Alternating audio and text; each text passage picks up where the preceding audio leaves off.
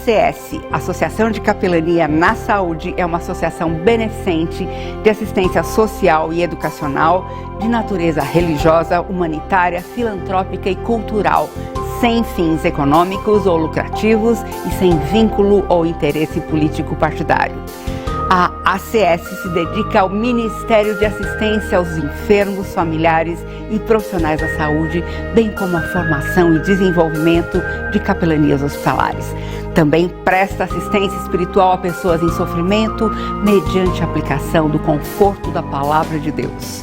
Promove o desenvolvimento e integração de capelanias, capacitando, orientando, credenciando capelanias, capelães e visitadores hospitalares. Também supervisiona o exercício do Ministério de Capelania e promove a prestação gratuita de assistência e amparo social e material aos pacientes carentes e familiares. Outra função da ACS é promover atividades complementares aos enfermos hospitalizados em tratamento rádio ou quimioterápico, ambulatorial ou domiciliar, aos seus acompanhantes e cuidadores, bem como acompanhamento aos familiares após a alta médica ou o óbito do paciente.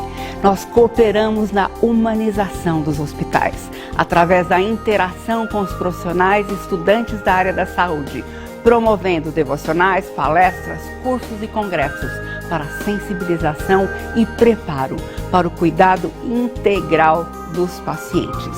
Promovemos assistência e apoio espiritual aos profissionais da área da saúde, através do aconselhamento pessoal. Esta é a ACS.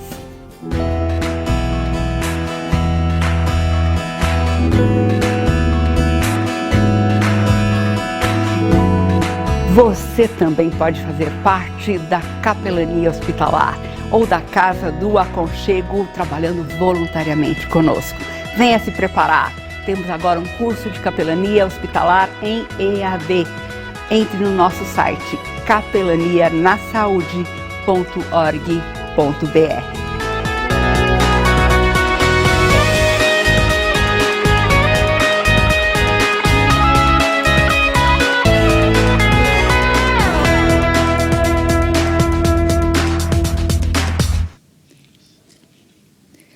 Olá, gente querida, mais um programa Capelania, gente cuidando de gente.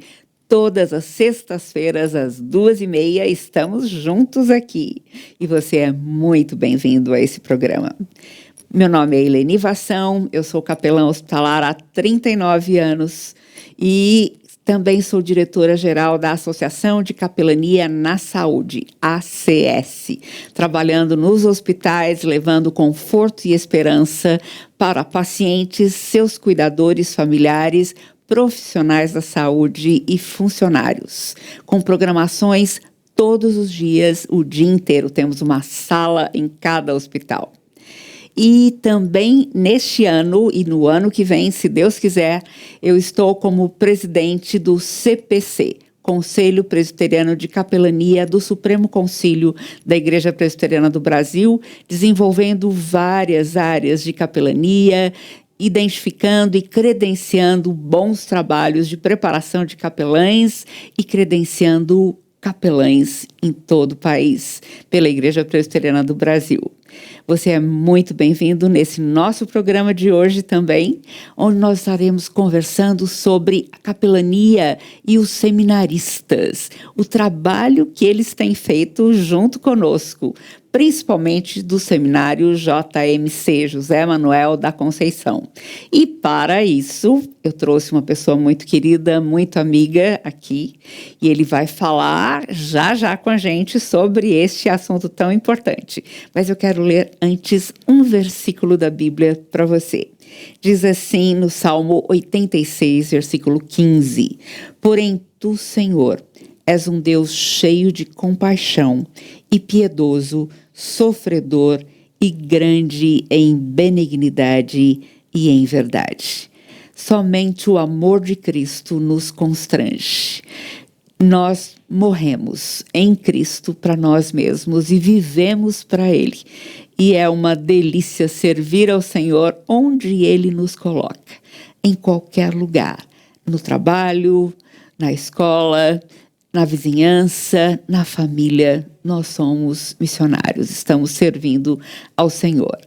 Eu quero apresentar para você hoje o reverendo Ageu Cirilo de Magalhães, que é diretor do Seminário Presbiteriano José Manuel da Conceição. Como você está, reverendo Ageu? Bem, graças a Deus, bem. Que bom, muito bem-vindo aqui, prazer em tê-lo. Alegria estar aqui. Obrigado. E trabalhávamos juntos, né, há muitos anos também. Muitos anos. Através dos seminaristas. Graças a Deus. Quero ler para vocês uma síntese do currículo do reverendo Ageu.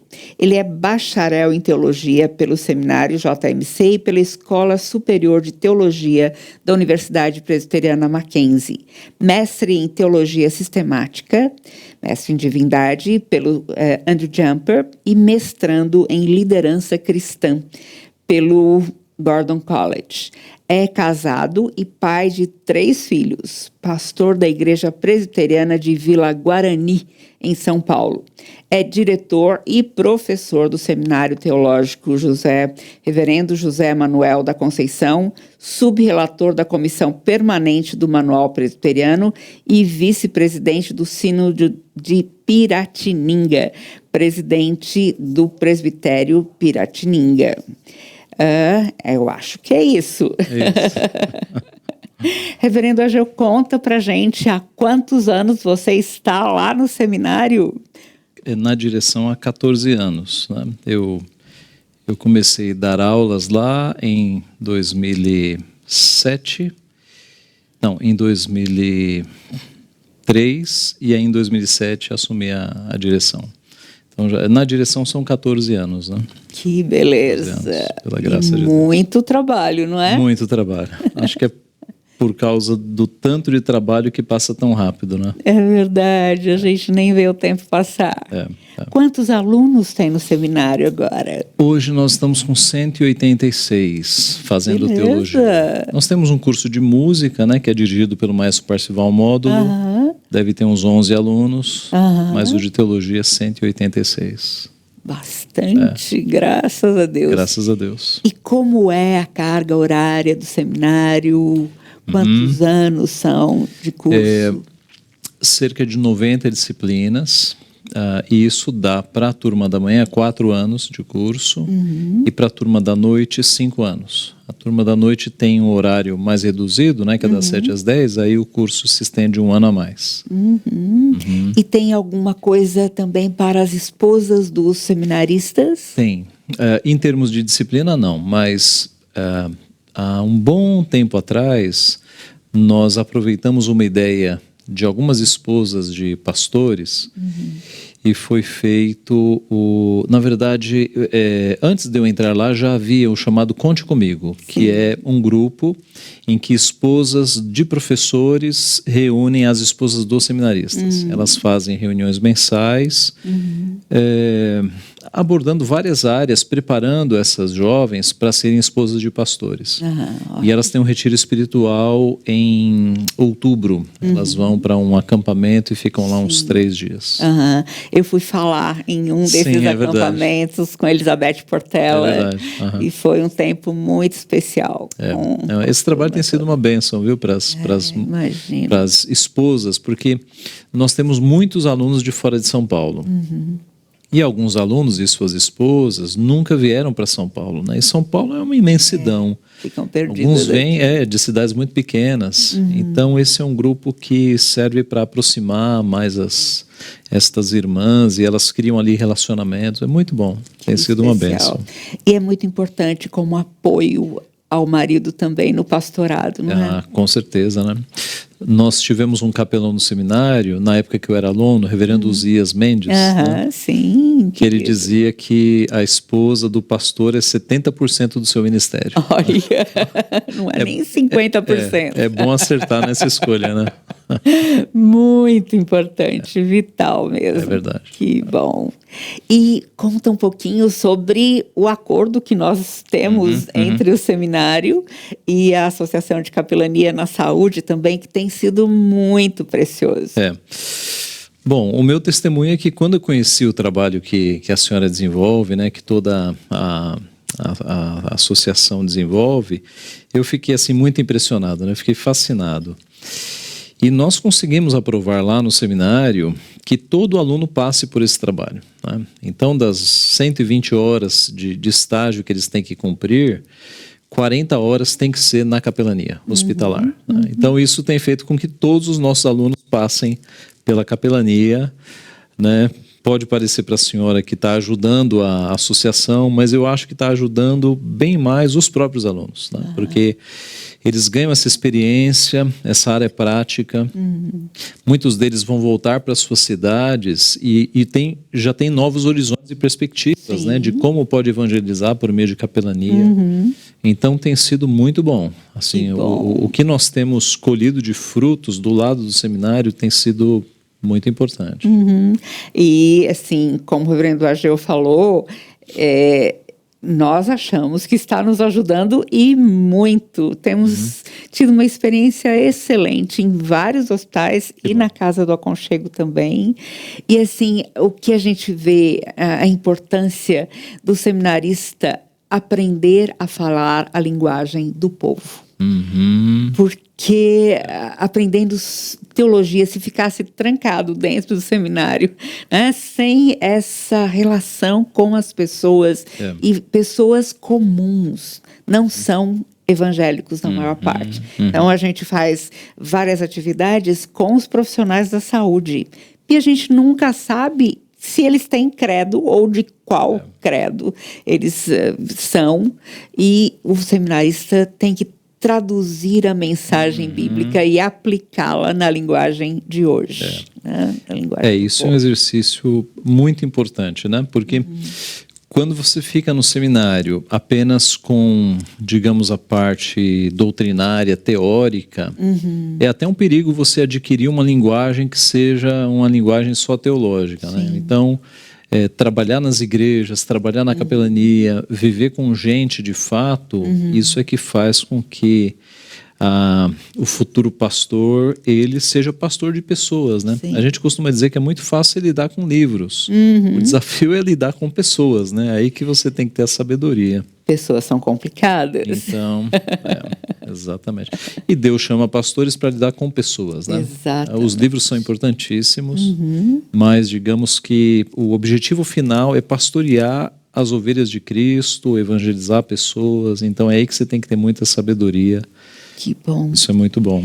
Sabe que nós tivemos aqui, poucas semanas atrás, eu trouxe o reitor do Seminário Bíblico Palavra da Vida, o Sidney, que também fez, durante o tempo dele como seminarista, um estágio na capelania. Todas as segundas-feiras ele estava lá durante, acho que 2 anos. Cantando nos ambulatórios e também visitando leito a leito e tal. E ele falou sobre o impacto que foi na vida dele. Porque ele cresceu, ele teve que rever várias coisas que ele não conseguia absorver e como se comunicar com as pessoas do mundo, né? E trazer a mensagem do evangelho mesmo. Eu achei bem interessante. E ele falou sobre essa preocupação que ele tem ainda hoje com o seminário também, sobre preparar teólogos que só conseguem se desenvolver cada vez mais academicamente, mas que não são realmente pastores de pessoas, não desenvolvem o dom pastoral nas suas igrejas. É um grande desafio, né? Hoje, pela graça de Deus, nós temos muitos jovens vindo para a fé reformada. Por conta da internet, a mensagem das doutrinas da graça, que é libertadora, tem atingido uma juventude, né? Tem muitos irmãos pentecostais, neopentecostais, têm descoberto as doutrinas da graça. Mas a gente sente que às vezes falta isso, né? Eles têm um monte de leituras e ao invés de lidar com pessoas, eles estão entrando em debates, querendo ter a razão. Não foi para isso que Cristo nos chamou, né? Com certeza. Cristo nos chamou para pregar o Evangelho. Mas eu me lembro bem Eu me lembro que quando foi feita uma semana teológica, que vocês têm todos os anos, Sim. mas você convidou a mim e ao meu marido para estarmos lá falando nessa semana.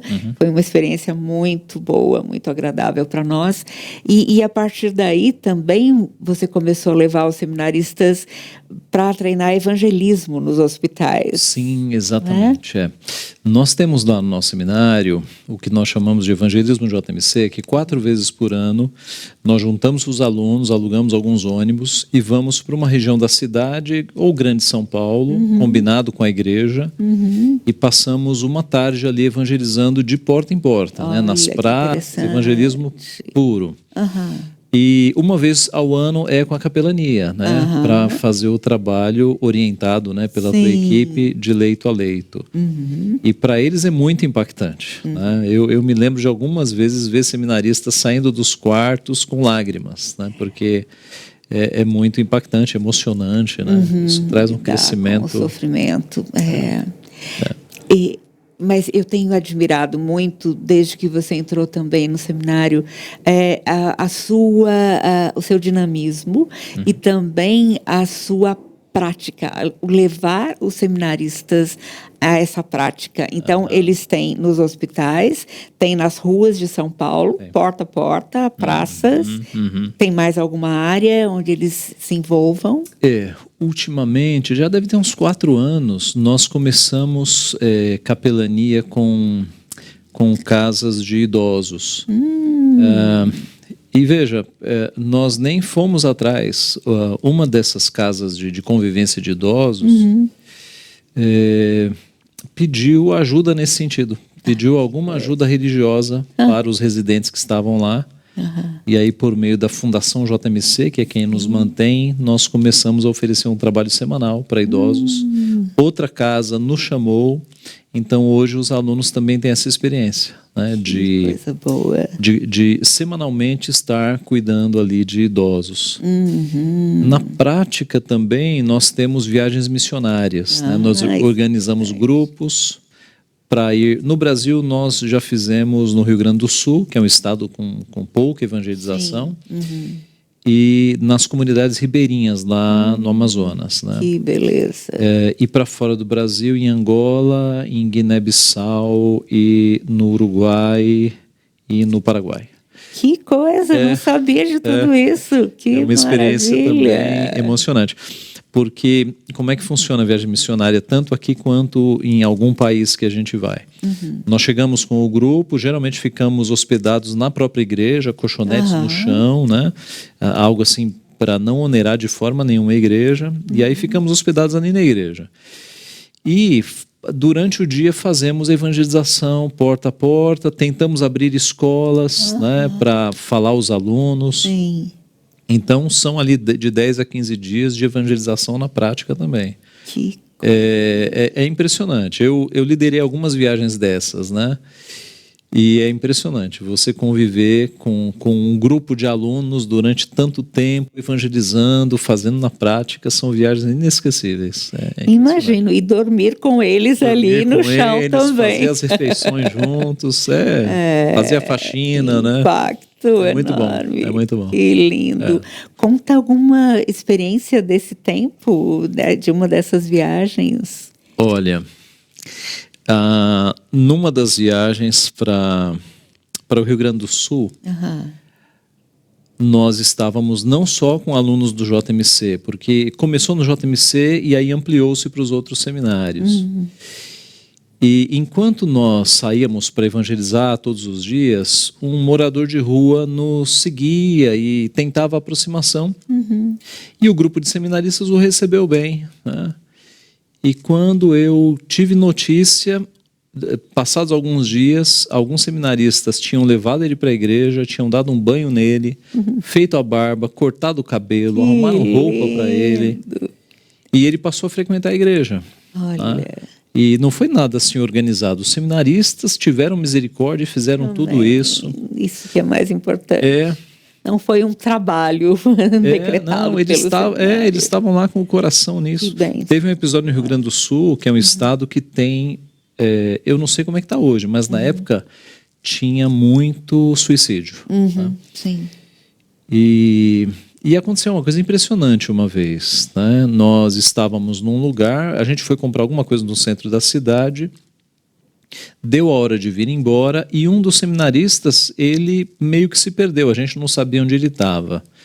Isso nos ocasionou aí uns 20 minutos de atraso. Ele finalmente apareceu e nós voltamos. Pois quando nós voltamos, foi o exato momento que uma jovem se jogou na rua para se matar. Nossa.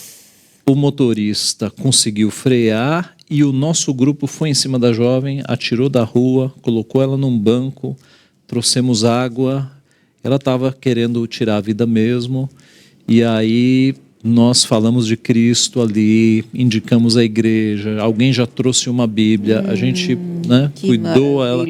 Para nós ficou claro que aquele atraso era para que nós estivéssemos ali, naquele exato salvar momento. A vida dela. Que coisa linda, como Deus Muitas usa. Histórias assim, viu? Muitas histórias. Coisa linda.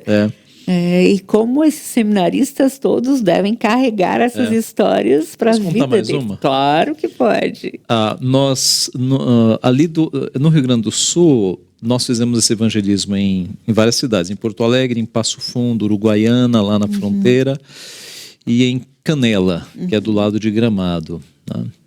E uma vez em Canela, nós entramos num bairro, e de porta em porta, e numa das portas, uma jovem veio nos receber. E a princípio, quando ela soube que eram evangélicos, ela não quis muita conversa, a gente percebeu que ela estava bem arredia.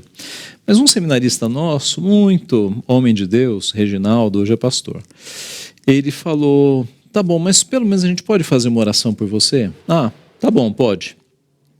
Ele fez uma oração que a desmontou. Quando ele terminou a oração, ela estava chorando. E aí ela agradeceu muito e entrou para casa. E a gente saiu dando graças a Deus, né? Passou-se um tempo, um outro seminarista veio ao nosso encontro falando assim, olha, vocês não sabem o que aconteceu. Nós chegamos na escola do bairro e a diretora... nós chegamos na escola do bairro e a diretora... Quando nós chegamos, ela falou, vocês são os seminaristas que estão aqui no bairro? Sim. Olha, as portas da escola estão abertas por você. Era a mãe da jovem.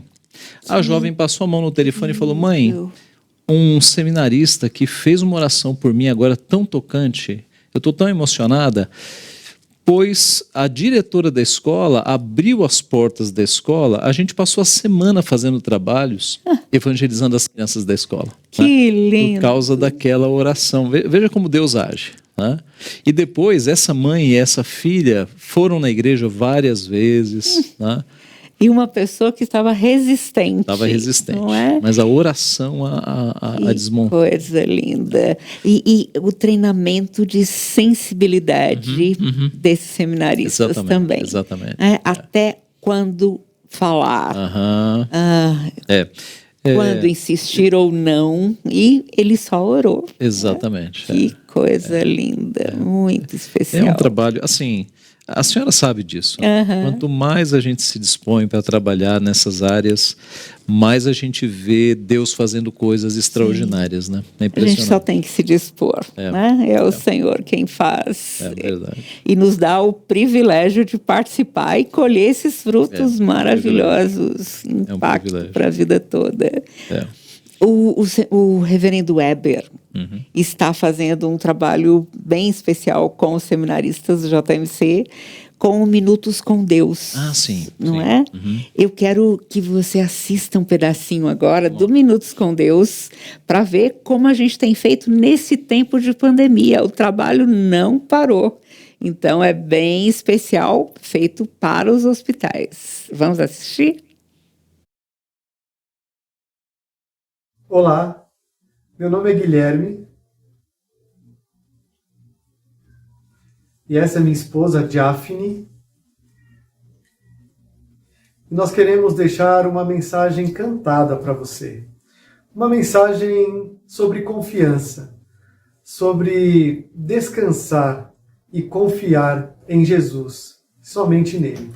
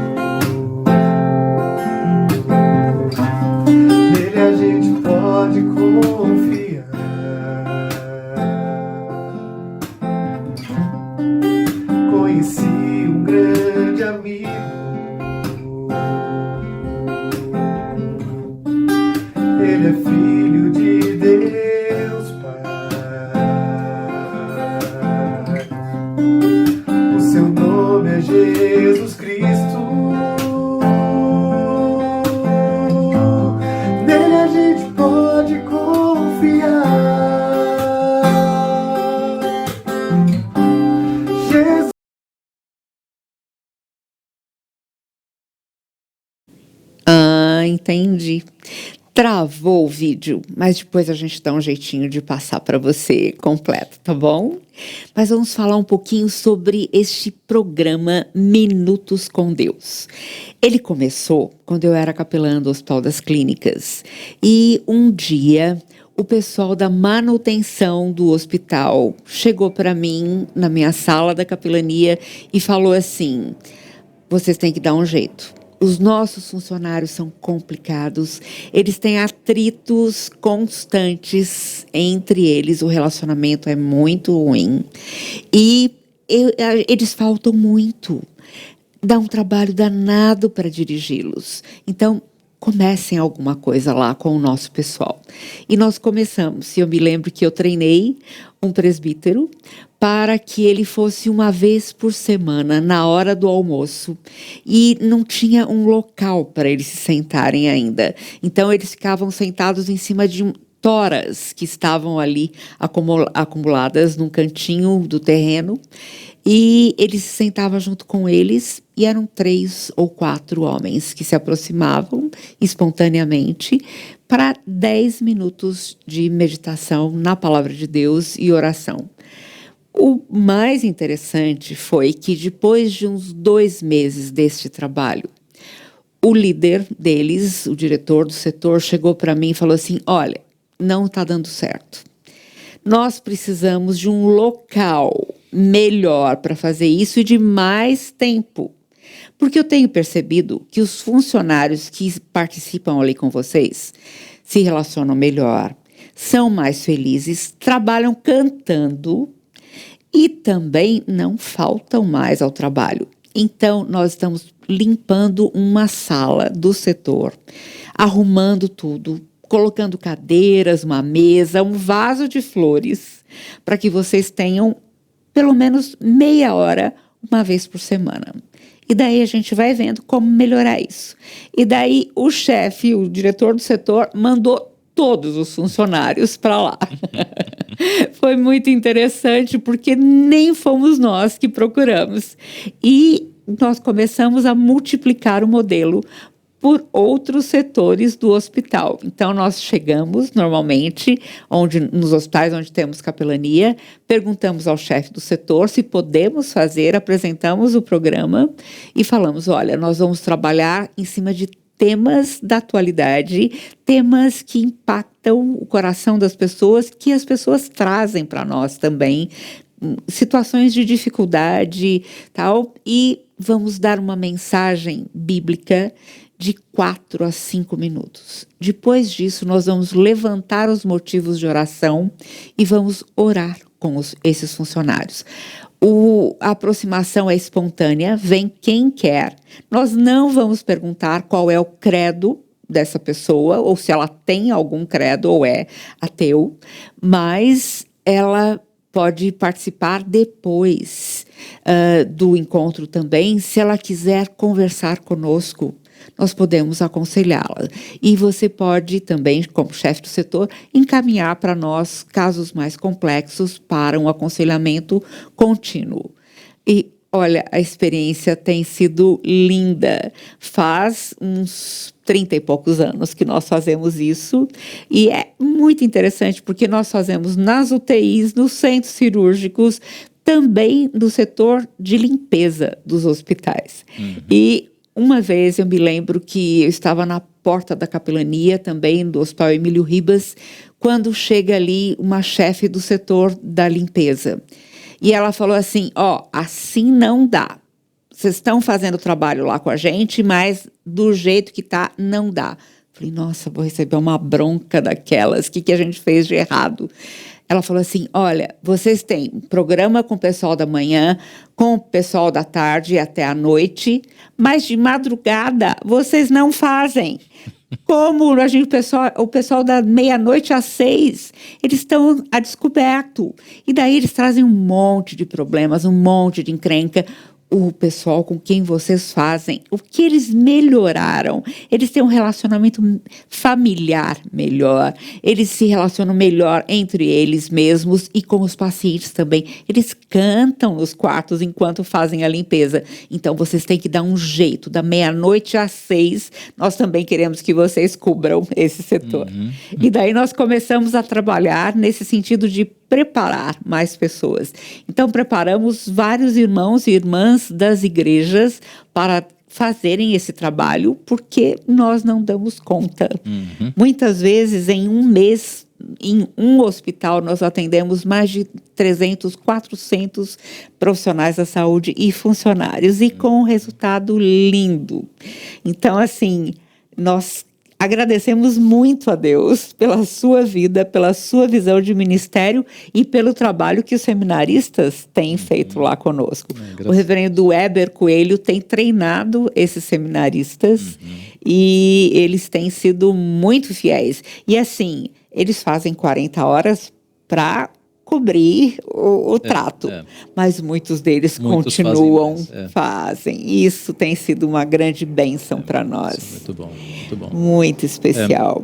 Um formato muito bom, né? É um formato que veio de Deus mesmo, né? Sem dúvida. Sim. Quero apresentar para vocês mais um vídeo de uma apresentação do Minutos com Deus, que agora, neste tempo de pandemia, os seminaristas não podem estar conosco dentro dos hospitais. Alguns dos nossos hospitais pediram que nós não estivéssemos ali, outros só na parte administrativa, e outros nos deram maior liberdade. Mas então, com os seminaristas, nós temos pedido que eles gravem as suas mensagens. Alguns gravam das minhas mensagens que eu tenho escrito para o Cada Dia, ou para os podcasts Medicina para a Alma também, mas alguns têm preparado a sua mensagem mesmo e gravado. Então, nós colocamos nos grupos também de profissionais da saúde nos hospitais. Vamos assistir, então, uma das mensagens. Deus quer nos perdoar e nos levantar.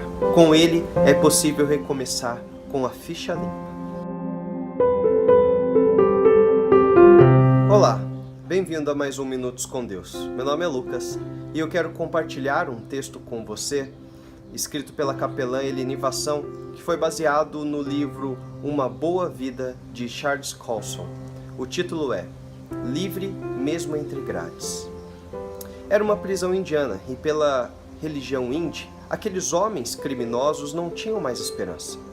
Mesmo quando tivessem cumprido a sua pena de prisão, não teriam como retornar ao convívio da sociedade. Viveriam nas ruas, pois suas famílias não os aceitariam de volta. A falta de esperança de tais presos se estendia à vida após a morte. No sistema de crença hindu, aquilo que as pessoas fazem nesta vida lhes será dado em troca na seguinte. Por causa de seus crimes, acreditavam estar fadados à roda de sofrimento, sem fim, reencarnando como criminosos ou intocáveis, ou nas formas mais baixas de vida. Eles não tinham razão para viver. Contudo, comecei a lhes contar a minha história e falei sobre Jesus. Um homem como eles, de pele castanha como a deles, e também lançado numa prisão. Os prisioneiros olharam com interesse, tentando aprender cada palavra. Disse-lhes que Cristo morreu pelos nossos pecados e que eles podiam ser perdoados e começar uma nova vida. E ali estava eu, falando-lhes sobre a existência de um Deus que os havia criado e que havia enviado seu próprio Filho para morrer por eles numa cruz e depois ressuscitar, vencendo o pecado e a morte. Jesus os amava a ponto de tomar para si os crimes que eles tinham cometido, para que tivessem esperança de uma nova vida. Talvez você também esteja se sentindo sem esperança. Seu erro não foi tão grande quanto ao de um criminoso, mas alguns erros que cometeu no passado o colocam entre grades emocionais, pensando que para você não há mais esperança. Talvez você ache que está longe demais da trilha de Deus para a sua vida neste momento, não sendo mais possível voltar. Mas tanto para você, como para mim, como para aqueles prisioneiros, há uma notícia. Existe perdão e um novo começo. Deus quer nos perdoar e nos levantar. Basta confiar nele e, arrependido, pedir-lhe perdão para que todos os seus pecados sejam perdoados. Com ele é possível recomeçar com a ficha limpa. Deus abençoe sua vida.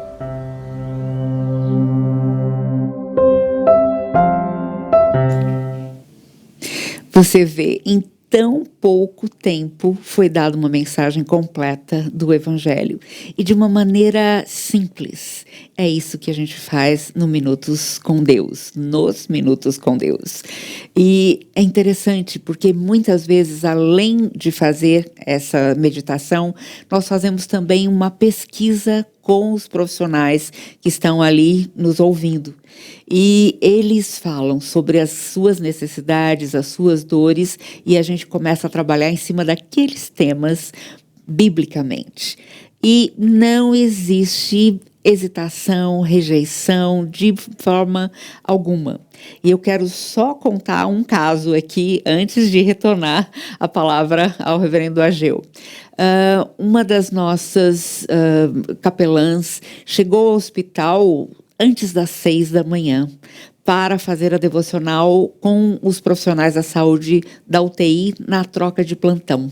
Então, ela podia pegar, naquele período, os 2 plantões. E ela deu de cara na porta da UTI com um senhor saindo. E ele olhou para ela e falou assim: "Você vai orar?" Ela falou: "Vou. Posso ir junto?" "Claro, claro que pode." E ele foi, chorou o tempo todo. E eu havia preparado uma mensagem, e nós preparamos as mensagens antes, damos para os dirigentes dos Minutos com Deus estudar e saber como aplicar aquela mensagem, e imprimimos para também deixar na mão de cada profissional da saúde ou funcionário daquele hospital. E eu havia escrito para aquele dia Jesus enfrentando as tempestades da vida. E esse homem estava muito emotivo, chorou muito. Quando acabou o Minutos com Deus, ele falou para essa nossa capelã: "Eu posso conversar mais com você?" E ela o levou para a sala da capelania, apresentou todo o evangelho para ele e oraram juntos. E ele falou: "Você sabe o que estava acontecendo comigo? Eu estou com uma situação tão difícil na família que eu cheguei ao fim dos meus recursos. E eu havia decidido que aquele seria o meu último plantão." Ele era o médico-chefe do setor de 3 andares de UTI, diretor de um dos hospitais, e ele falou: "Eu ia sair do plantão e cometer o suicídio. Mas essa palavra que você trouxe salvou a minha vida." E ele tem feito um trabalho lindo dentro do hospital, e tem sido muito interessante porque ele abre a Bíblia no posto de enfermagem durante o plantão e ele fica lendo tranquilamente, sem problema nenhum. É muito lindo assim o que Deus está fazendo na vida deste homem. Então, é lindo, não é? Queria que você comentasse um pouquinho sobre o impacto também na vida dos seminaristas. Não, o que me chama a atenção é o seguinte: às vezes a gente tem um certo preconceito achando que um médico não pode ser atingido pelo evangelho, né? E aí a senhora dá uma história dessa de um médico que era chefe de várias sessões. Então o evangelho é suficiente mesmo, né? E o coração de qualquer homem tem necessidade de salvação, né? Impressionante. Sim. Para os seminaristas tem sido ótimo. Essa parte prática de um curso de teologia é altamente necessária, né?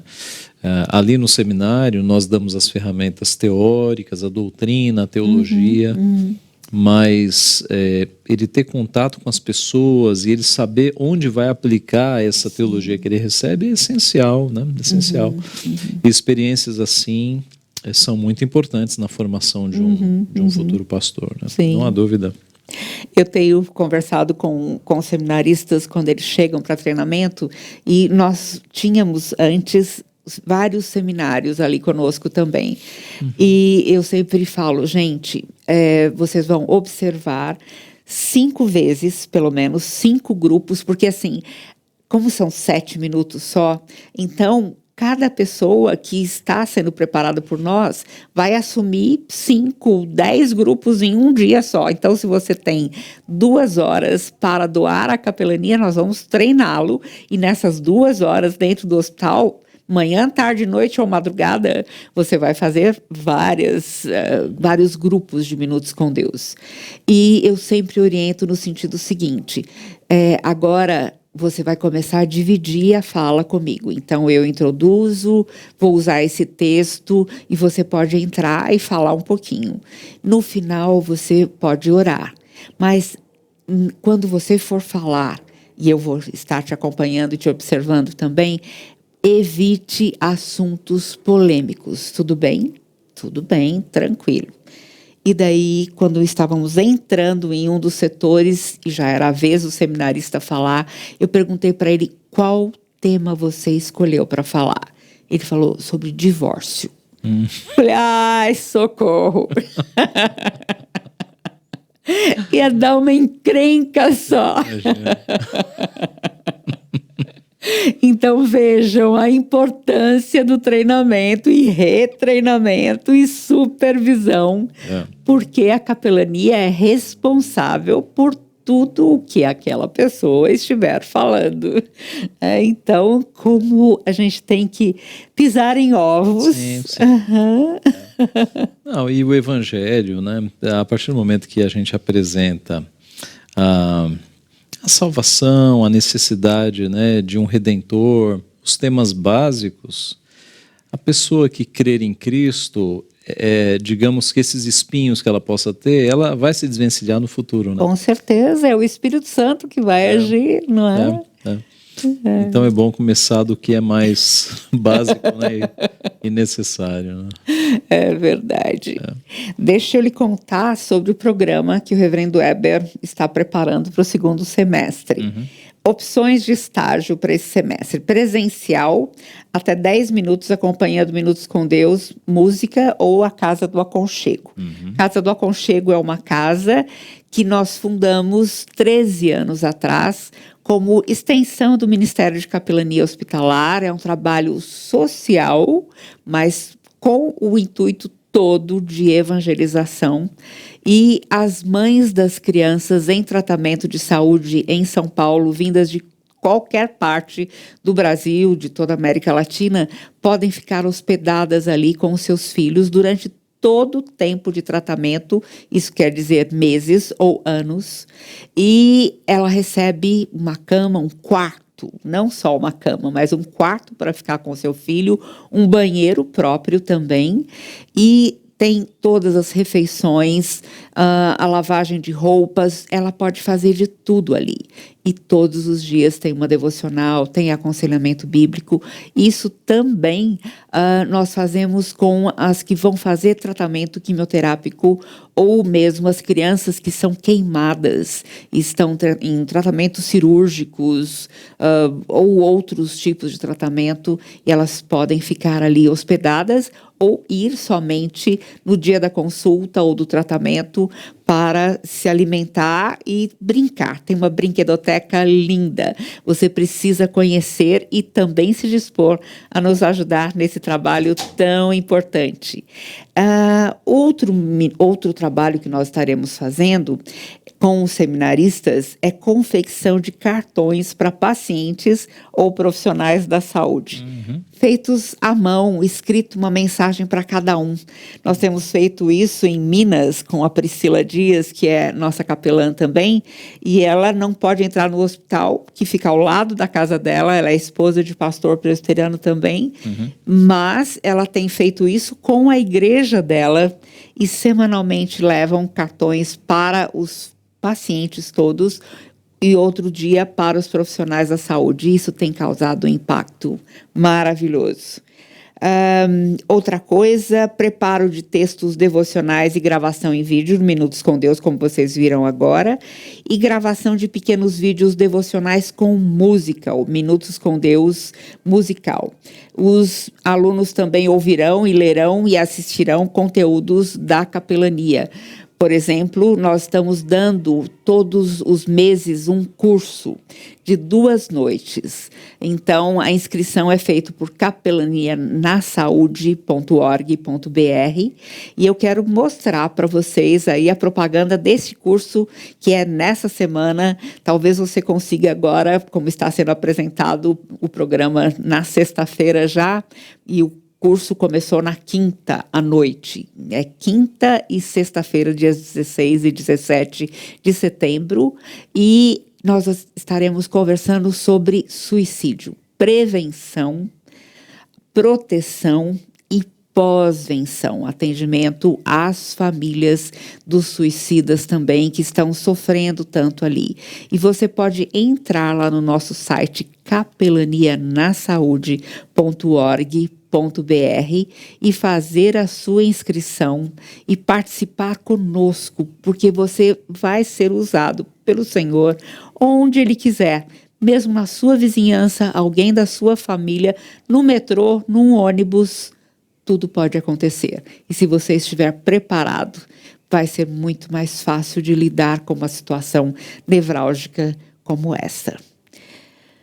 Muito bom. Nós fizemos também no ano passado um culto de Natal gravado e passamos para todos os funcionários do Hospital do Servidor Público do Estado, onde nós temos capelania também, e foi uma bênção. Os seminaristas participaram bastante também. Que bom. Reverendo Ageu, fica com você agora uma mensagem que você queira dirigir ao nosso pessoal que está assistindo, os nossos queridos e queridas que estão aqui conosco.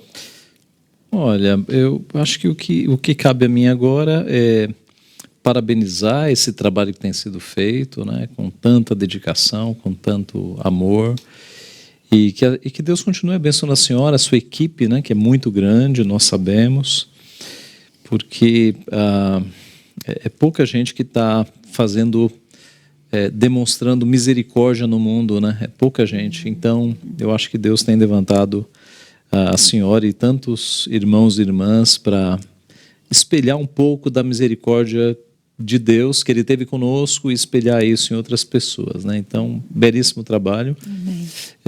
Nosso incentivo àqueles irmãos que estão nos assistindo para que se envolvam nesse trabalho. É um trabalho sério, profissional e que tem abençoado tantas vidas. Nosso incentivo também a eventuais seminários que estejam assistindo, né? Para que se envolvam. Há formas de se envolver, como o nosso seminário tem se envolvido tanto. E o incentivo para que jovens se envolvam com pessoas, né? Estudar teologia é bom e aplicar teologia em pessoas é melhor ainda, né? Então, ali cuidar de pessoas, certamente Deus vai colocar oportunidades para que você se envolva mais. E estando na tua cidade e sabendo de trabalhos como o da capelania, aproxime-se, faça os cursos e se envolva, você vai ser muito usado por Deus. É isso, e no que depender do nosso seminário, a senhora sabe que nós estamos sempre alegres em ajudar. Muito, muito obrigada mesmo. Tem sido de grande valor, de grande bênção para nós e para os nossos pacientes e profissionais também. Graças a Deus. Você quer deixar uma mensagem bíblica? Quer deixar um texto bíblico? Sim. Eu gosto muito de lembrar da compaixão de Jesus, porque nós estamos refletindo o exemplo que Ele deixou para nós e Ele está vivo hoje, vive através de nós pelo Espírito Santo de Deus e nós o glorificamos quando nós refletimos a imagem de Cristo. É interessante porque muitas vezes quando você entra numa UTI, você vê pacientes inconscientes. E uma coisa que eu gosto muito de grifar é que o último sentido a ser perdido é a audição.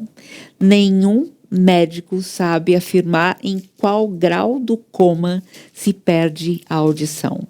Então, nós sempre podemos falar, sempre podemos orar, sempre podemos cantar uma música ou ler um texto bíblico, porque o Espírito Santo de Deus com certeza vai estar aplicando ao coração daquela pessoa.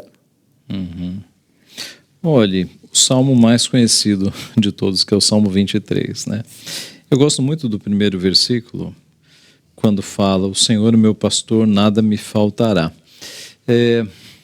Às vezes, algumas pessoas pegam esse texto para usar de maneira errônea. Se Deus é meu pastor, se eu sou filho do rei, eu tenho que ter tudo. Essa pregação, né, materialista. Mas o que o texto está falando aqui no seu sentido original é o seguinte: Deus é o meu pastor e eu não tenho falta de nada, isso me basta. É isso o sentido do texto.